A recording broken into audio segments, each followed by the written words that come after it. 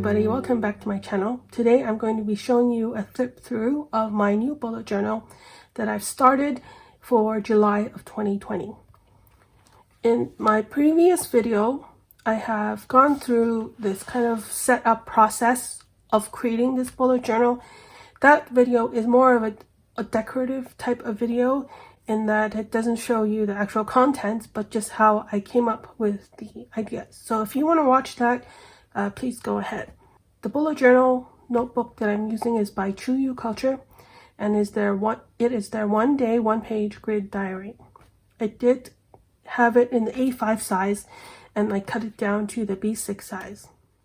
Let me first talk about the accessories that I'm including with my bullet journal. First of all, the cover, the leather cover that it comes in. I did put it into a folio. This one is by Chic Sparrow. It is their Tea House Collection leather in the color Earl Grey. Now I did only slide in the notebook into the back pocket here instead of both the front and the back pocket because this is a rather chunky notebook and I didn't know if it would fit. Eventually I might try. The other accessories that I have is this writing board. I have talked about it in a previous video. It was made for a notebook slightly bigger than this one. So I'm going to have to redo this because if I try to include this writing board in here, it sticks out of the folio, which is not ideal. So I will be redoing this for a smaller size to fit this notebook. My other writing board, or it's really a writing board, but I use it as a pen loop holder. It fits just fine, and I use it more as a bookmark and to hold my pen. And when you close it, it's fine like that. Because this folio doesn't have a pen loop, then that's what I use this for. The pen right now I'm having in here is originally, it's a Muji kind of gel knock pen, but I have a different refill inside. This right now is the Uniball Jetstream in the 0.5 millimeter size. So it's a ballpoint refill inside a gel pen body. Okay, so I'm going to take this notebook out and then let's flip through it. First of all, if you've seen my previous video, you'll know that I pasted in a lot of things to the front, and here is the end result. Almost every single page at the front here has something pasted onto it, and look at how much it has caused the notebook to bulk up. So this is the first time I've encountered something this early on like this, so we're going to have to see how this holds up. I think it will. I think that this notebook has been bound really well, and since I've also used the same notebook by the same company in my last bullet journal, that one is held up just fine. But yeah, let's open it up. First thing you'll see here is a sticky note. It just says, please return to. And then if you flip it, here is where I'm going to write down my name, my phone number, email address, ways to contact me. So I have this here. I used to have this in the back because this notebook here by True You Culture, it has a spot in the back where you can put your personal information right here. But because somebody pointed out in another YouTube video that most people are going to be looking at the front of the notebook if you really do lose it and you need to return it to me. They won't be flipping to the back of the notebook. So I figured that this time I'm going to put it here, make sure it's pretty visible that if I lose it, they know where to look. Okay, next page, we have my dashboard / inbox. And I decorated this page with some origami paper and some washi tape. And I've explained that before, but really this is a place for me to put sticky notes. Sticky notes here is for me to write down temporary notes that I will put here, and then once I'm done with the note, it's no longer relevant, I will throw it away. So I like having all the sticky notes that I have in this bullet journal. I like to have them in certain places so I know where to look, and this is one of those places. eventually I'm going to take one of these sticky notes out and then paste it on this side and up here or wherever, just as much as I need. So these, I just have a couple here to start. Okay, next we get into the kind of bullet journal. I have the key here. The background of this key is a printable I got from Sterling Ink Design, and it's their watercolor floral digital printable. It didn't come with this border here. I just kind of put it into Word and then drew a little text box in Word and then wrote key. In terms of the key, it pretty much follows the bullet journal method. This first part of it is almost the same, except for a task, I have a dot, which is the same, but then a completed task is a check mark instead of a cross here. When I have a cross in my bullet journal, it means that something is canceled or has been deleted. That makes more sense to me. And the rest of these are pretty much the same. Next, we have the signifiers, which I added myself. So the first one here is a little page flag icon, and it's got a number next to it. And that is a page reference. So let's say I'm working on one page in my bullet journal and I need to refer to another page, either behind or in the future of that page. Then I will write this little symbol and then I'll write down the page number on the margin.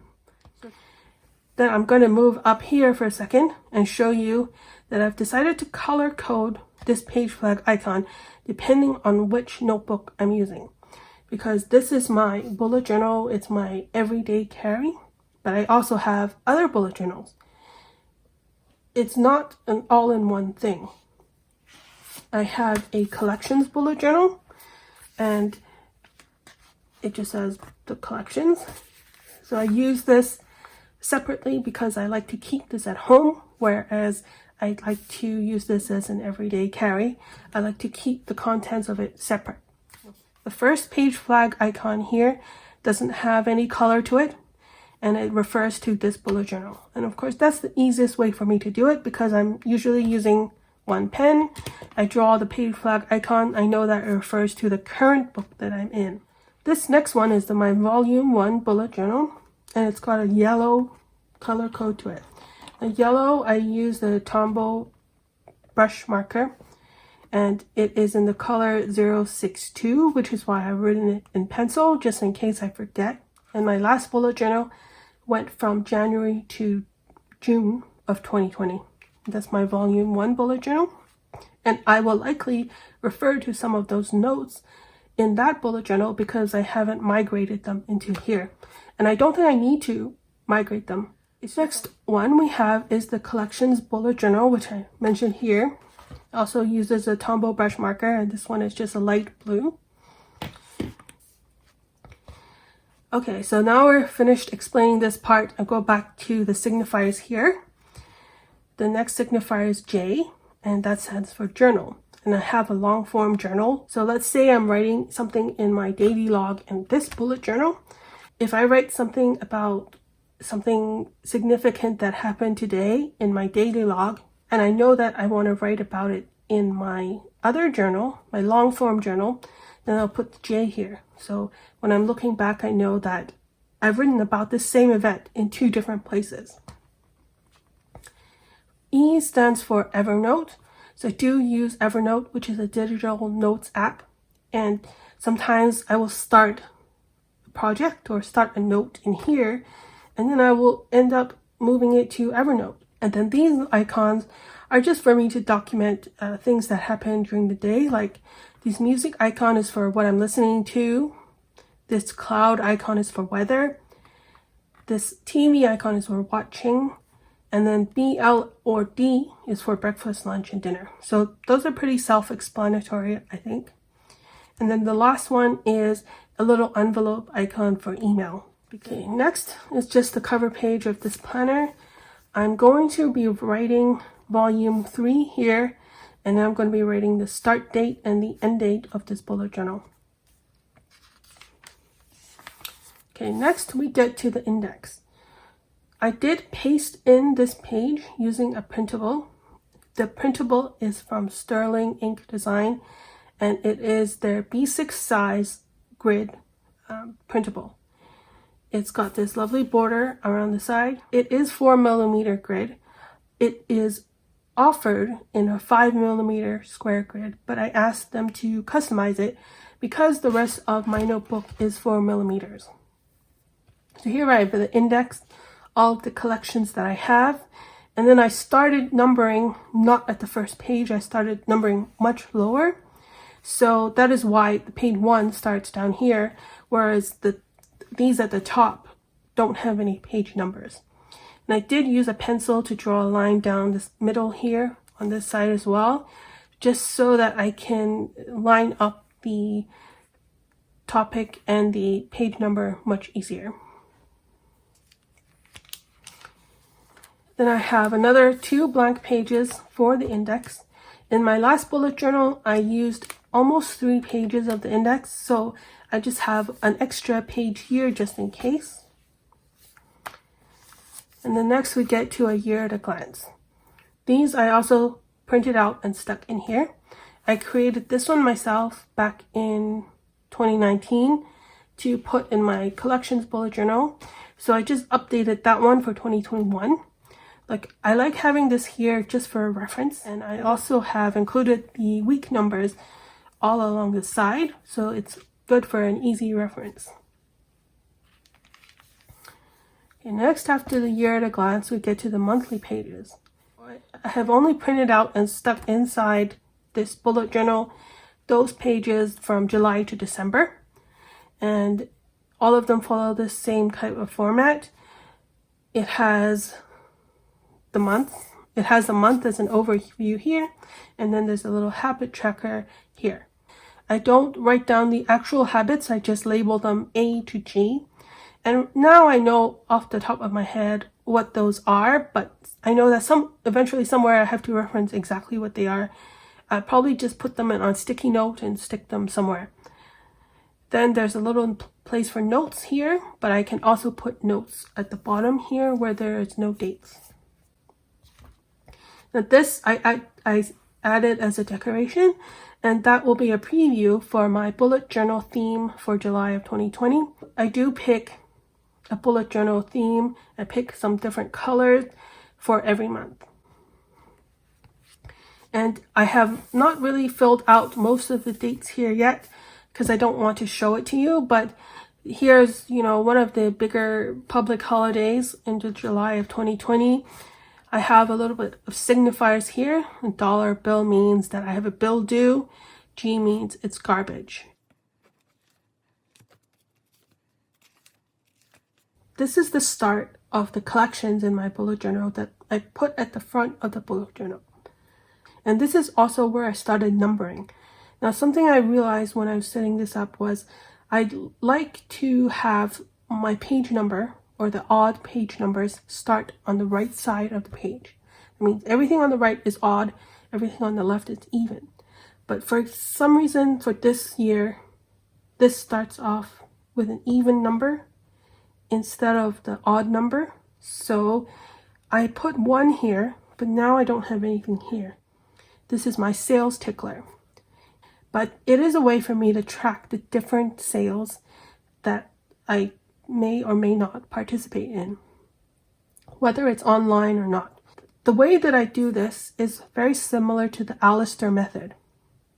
The Alistair method is a way to track tasks in a bullet journal. So maybe the best way for me to explain to you how it works and how I use it is to show you my last year's spread. Here we have 4 major columns. The first one is reference. These are the first 6 months of the year: January, February, March, April, May, June. Dates is for dates, and description is description. How I would use it is if I found out about a sale that happens in January, I would make a mark on this column. Then I would write down the dates that it happens in January. So here it says 1 to 31, which means it happened for the entire month of January. In this column, I write down what the sale is. If I get a discount, maybe there's a coupon code, then I would write it here. Then the reference is where I could find out more about the sale. Usually it's where I write down more details. So E is for Evernote. That means I have recorded the details of the sale in Evernote. The email symbol here means I received an email about the sale and I just wrote about it in here. I like using this method to track my sales because sometimes I will find out about the sale in May, but it's in January. So then I can quickly look down this column for January and see all of the sales that are happening in January, even if I don't record them in the right order or in chronological order. Same with February, May, and June. This year has been a rather abnormal year because of the coronavirus and the pandemic. So the number of sales that I was even interested in kind of went down, and the number of purchases I made also went down. If there's a check mark, it means that I actually got something from the sale. If it's crossed out, it means I didn't participate in the sale.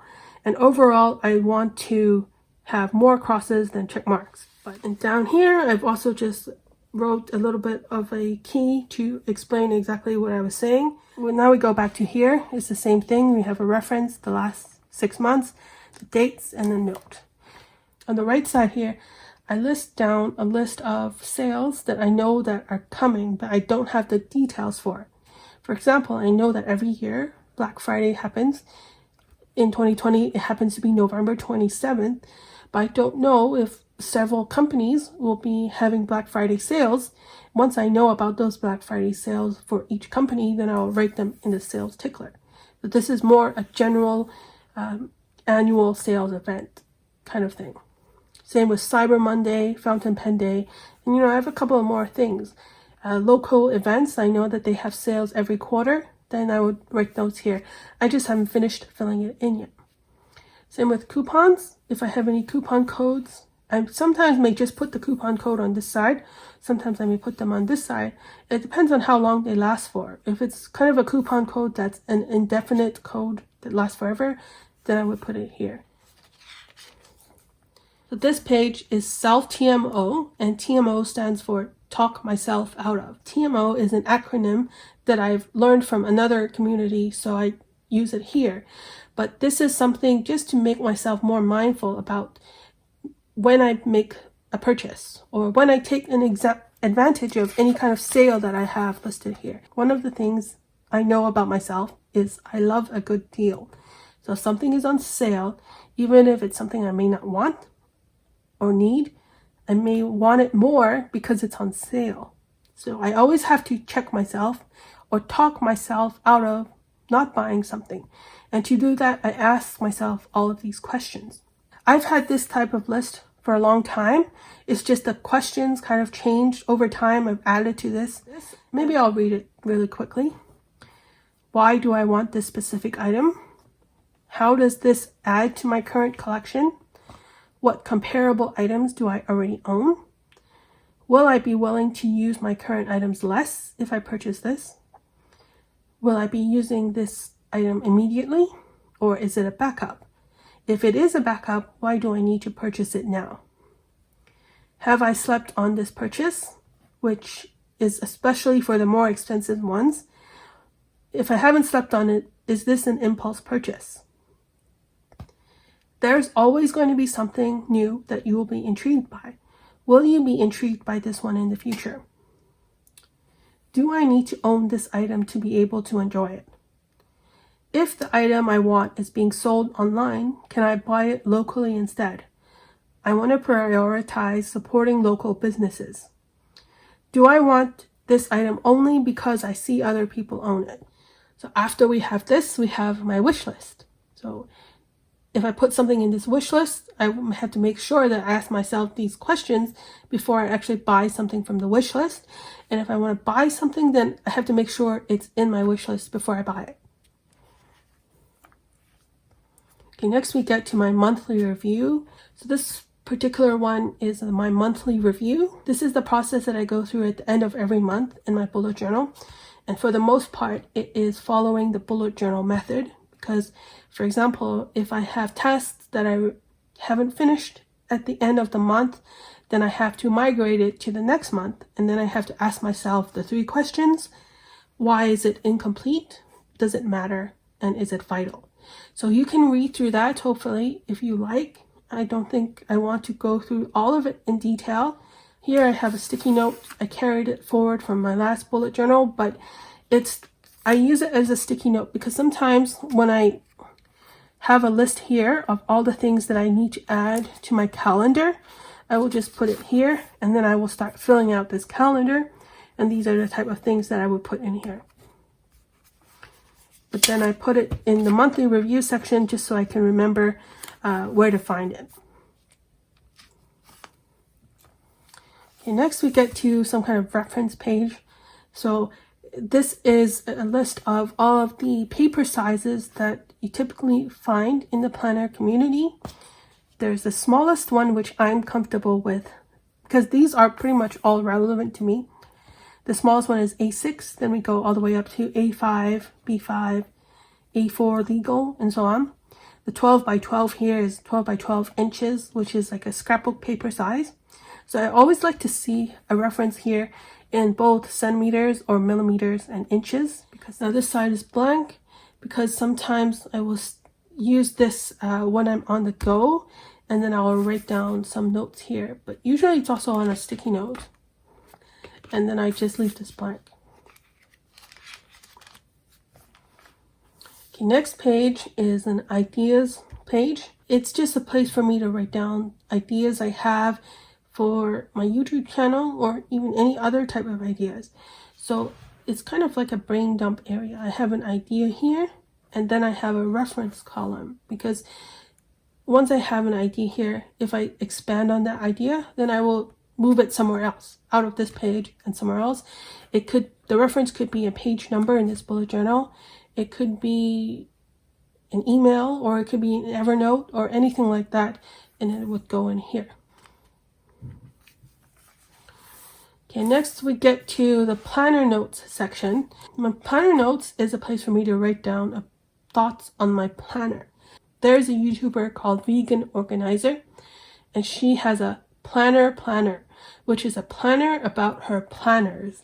I watched her video on her planner, and I love seeing it because a lot of us here like planners. And although I don't have my own planner, I wanted to do something similar, and I was already doing it anyway before I saw her video, so I thought I'd just kind of put it at the front of the notebook.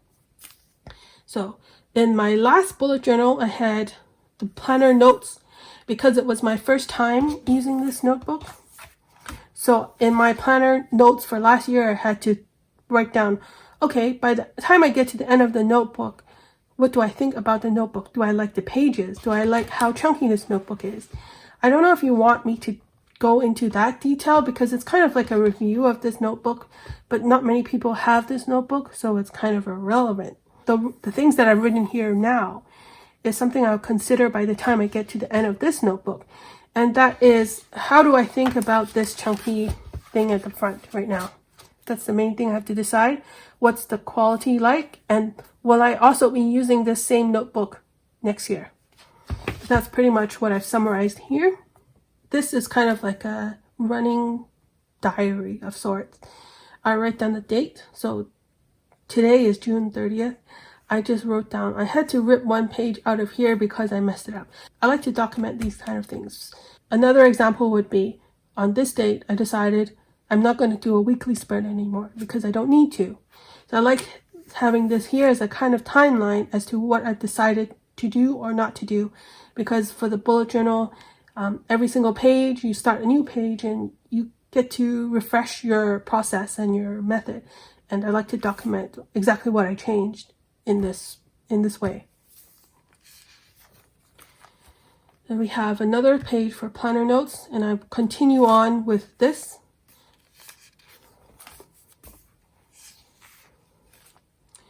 Okay, and then that is all of the collections that I have at the front of my bullet journal.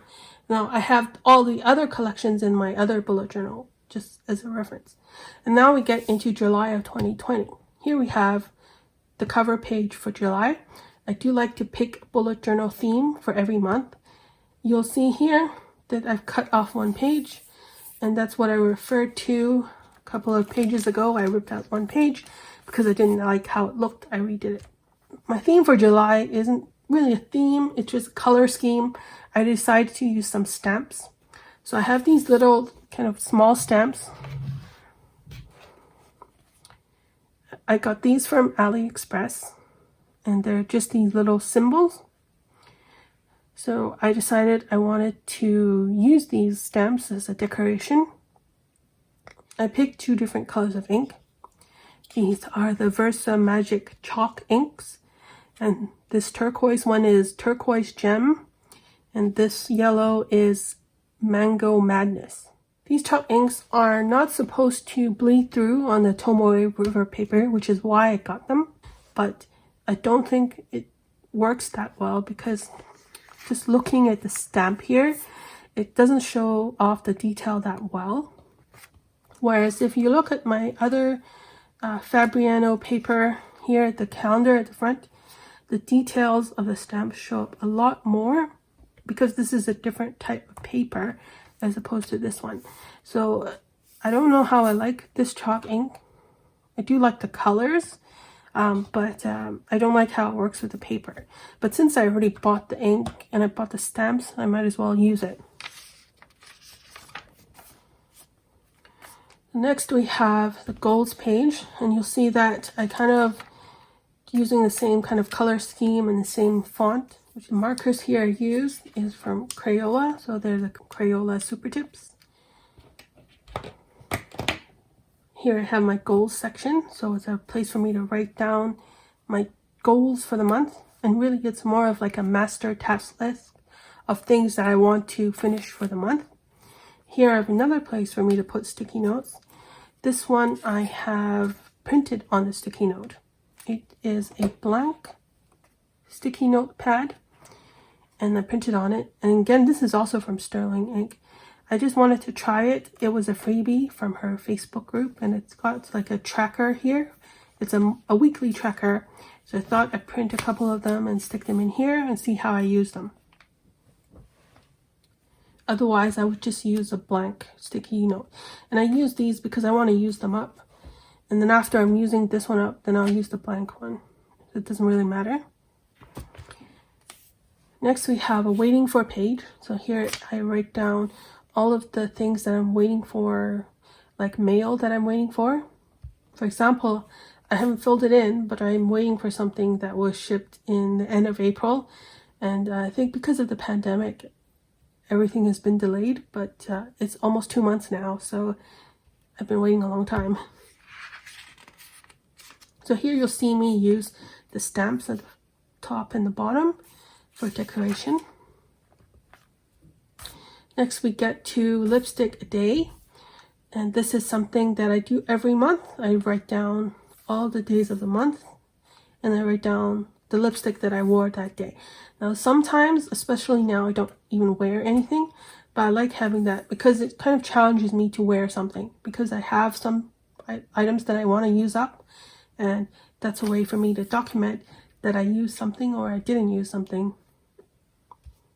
Now this page I left blank because I couldn't figure out what to do with it, but I could put some kind of collection that's relevant for the month of July in here. And this is the first project that I want to do for July, One Book July. Now I haven't figured out the details because it takes a lot of work, not just to do the actual project, but to film it and to document it and to show how I do it. How will I be able to do it? So I've started fleshing out an idea in my last bullet journal, but I'm going to have to continue here.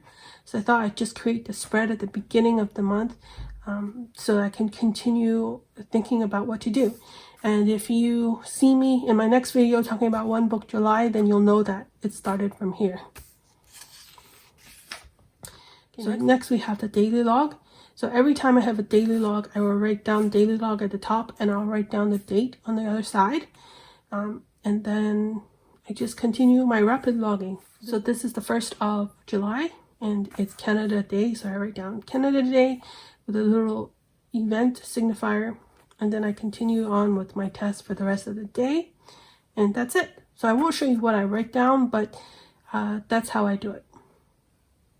And for the bookmark, I have a little magnetic bookmark here from Bidoo, and it's their pineapple bookmark. It's the mini size.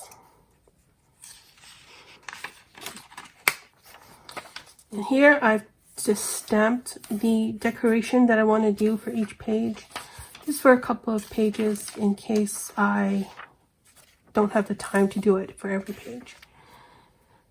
Next, I'm going to flip to the end. Now, I haven't really done it yet, but in the past, what I've done is there's a page here which has been cut off, but it's a phone numbers page.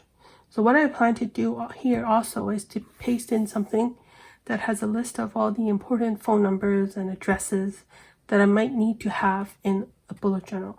And now we get to the end of the notebook. I decided to make a little pocket. This is made out of a plastic folder.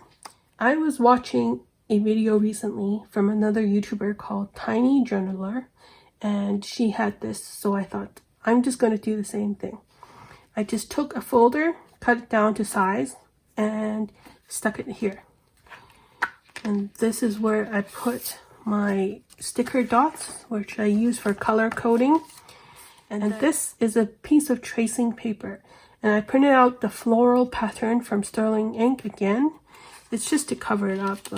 It's not really useful. I stuck it here like that. That's a flip through of my bullet journal for July of 2020. I have said before that I don't want to show you the day-to-day details of my bullet journal. For example, what do I write in my daily log? Because I think it's just too personal, and I don't want to be put in a position where I have to censor myself. So this is pretty much all you'll see. I hope that was helpful anyway. If you have any questions, please let me know. Thank you very much for watching, and I'll see you in my next video. Bye.